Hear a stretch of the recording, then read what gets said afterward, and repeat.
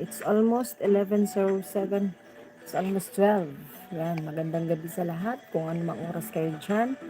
O magandang araw dyan sa ibang bansa. Magandang umaga dyan.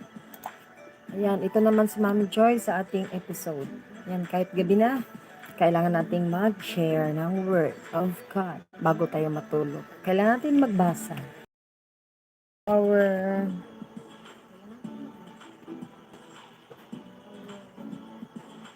daily meditations. We will share the daily meditations. Glimpse of God. Itong aklat ko na gamitin ko ngayon, guys. Ayan, welcome. Shout out sa ating mga pasilip dyan. Salamat sa thumbs up. Magandang gabi sa ating pasilip. Pasilip-silip dyan. Okay, the title of our topic tonight is the earthquake. Ano yung earthquake? Yung lindol, di ba? Yan, paramdam naman dyan sa ating bisita. Yan, pasilip-silip dyan. Andito po si Mami Joy. Mag-usap po tayo bago tayo matulog. A minute talk with Mami Joy before bedtime. Yan, so sleepy na talaga si Mami Joy. Pero I need to share, I need to do a daily episode. Okay, our text is found in Isaiah, what happened? 29 verse 6. You will be punished by the Lord of hosts with thunder and earthquake and great noise. Ayan, punishment daw natin. Alamin natin kung anong itong laman ng Isaiah 29 verse 6. Few happenings terrify us more than major earth movements. A falling mountainside is swept away, and a rock is dislodged from its place. Oh.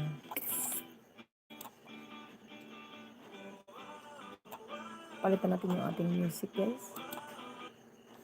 Parang hindi ko yan. Ayan. Ayan.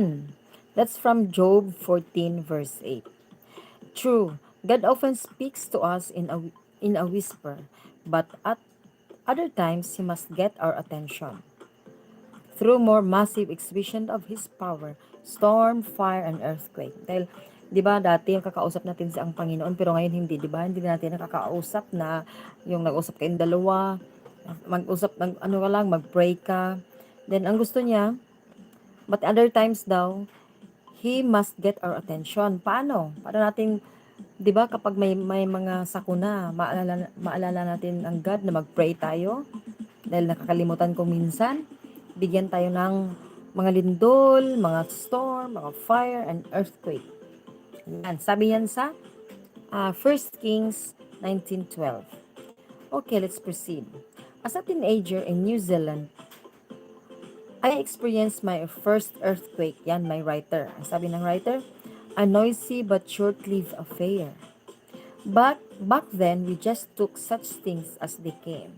Nowadays, as a resident of California, I have not only been through many more earthquakes, but have also been informed detail about preparation for them, their intensity, their appearance on the seismograph, and so forth. Yan. Yan, nakatira pa lang siya sa New Zealand, try na siya mag-earthquake, then lumipat sila sa ibang lugar, sa California. Hindi pa siya na-try, pero they are informed na merong darating earthquake. Yan. Natatakot sila sa kanyang kalakasan ng earthquake, no? Sa intensity. Earthquakes are nothing to trivialize. No matter how often you feel them, you never overcome the feeling of helplessness while your world rocks and rolls about you. O, di ba? Kapag may earthquake, parang hindi natin alam kung anong gagawin natin. Helplessness na tayo. Ayun. Our last major episode in Southern California woke me up about 5 a.m. Yan. Rattling me into full wakefulness. Nagising siya na bigla lang may earthquake. So I got up and went to work at my computer. Then just before 8 came the second shock. Oh, may shock na naman. Worse than the first. I turned off the computer and waited. The epicenter, however, had to be at some distance because I still had electricity. Yan, may kuryente pa siya. Then therefore,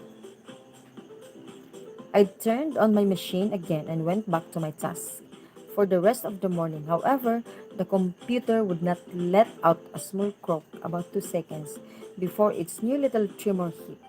By noon, I actually felt ill from motion sickness. Oy, palagi na nagalindol-lindol.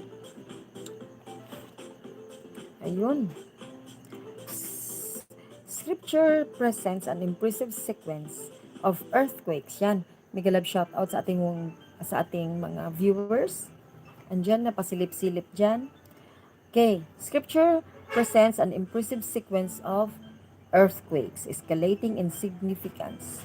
Apart from scientific explanation with God, earthquakes do not mean something.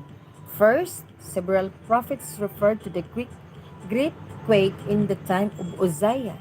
That's from Zechariah 14:5 and Ezekiel 13:8-19, Amos 1 and 1. Next, the crucifixion and resurrection of Jesus occurred between two earthquakes. O may earthquakes pa pala nung panahon ng crucifixion and resurrection of Jesus. That's from Matthew 27:54-28 verse 2. Next, then came the earthquake that opened the prison of Philippi and liberated Paul and Silas to continue their founding of the infant Christian church. Yun ang ano na, that's from Acts 16:26. Salamat sa ating watchers. Salamat sa mega love shout out sa ating viewers and sa ating thumbs up. Ayun. Next, finally, the book of Revelation is full of celestial fireworks and earthquakes. Ayun. Culminating in the upheaval that ushers in the end of time. That's from Revelation 16:18-21. Ayan guys. So, yung earthquake, hindi natin nalalaman kung kailan dumating, kailan darating. No? Anytime na surprise tayo, kahit sa gitna ng ating pagtulog, yan, darating yan ang earthquake. Kaya ang gawin natin is let's be connected with God always. Hindi na panahon lang ng earthquake, no? So, sabi kasi ng Isaiah, Job 14:8, a falling mountainside is swept away, and rock is dislodged from its place. Okay, true. God often speaks to us in a whisper. Yan, di ba? Nag-whisper lang, pero because He must get an attention through massive exhibition of His power. Kaya para makuha niya ang attention natin, yan, nagbigay siya ng mga earthquake, storms, fire. Yan, para mas lalo tayong maglapit sa Kanya. Bigyan tayo ng mga trials, mga problema, or something. Kaya, yan ang gusto ng writer na tandaan natin na dapat ay lagi tayong connected with God. Master of Elements, I listen for your whispered messages, but prepare me for the times when I may need to face great disaster. So, yan. So, that's it guys. Hindi na magtatagal because sleepy na talaga si Momi Joy. Salamat sa nagpasilip dyan. Salamat. Welcome, mega love shout out dyan. Mega love shout out. So, that's it guys. Our text is found in Isaiah 29 verse 6. You will be punished by the Lord of hosts with thunder and earthquake and great noise. Yan. Kapag may kasalanan tayo, ipunish tayo ng Panginoon. Okay. Authority Minchin. A professional English Examination. Okay, siya pala yung si Dorothy Minchin Com, ang writer ng ating book ngayon. The Glimpses of God. Okay, di ako magtatagal. Good night guys. Good night sa ating mega love shoutout sa ating viewers na hindi na nagparamdam. Salamat sa iyong pag-standby and see you again tomorrow. Good night. God bless. Salamat sa thumbs up. Ay, si Biblis PHDI. To. Mayong gabi ito. Wala gyapon ko sa ano to ba? Shout out niya, mega love shout out Biblis PH. Tapos nakuto sang nagbasa sang ako niya ako. Ang gingamit ko sa mga man Glimpses of God. Balik ko na. Wait, akong. Oo. Nagbabaabi ko kay na to. Nagbabagabi na kami nag-abot. Ligo akong apo ko. Wala gyapon ko sang ano to. Wala gyapon sang pin. Wala gyapon ko ads. Wa na. Sige to. Hindi na ako magdugay to. Alas ko na. 11:18 na. Sige, good night. God bless.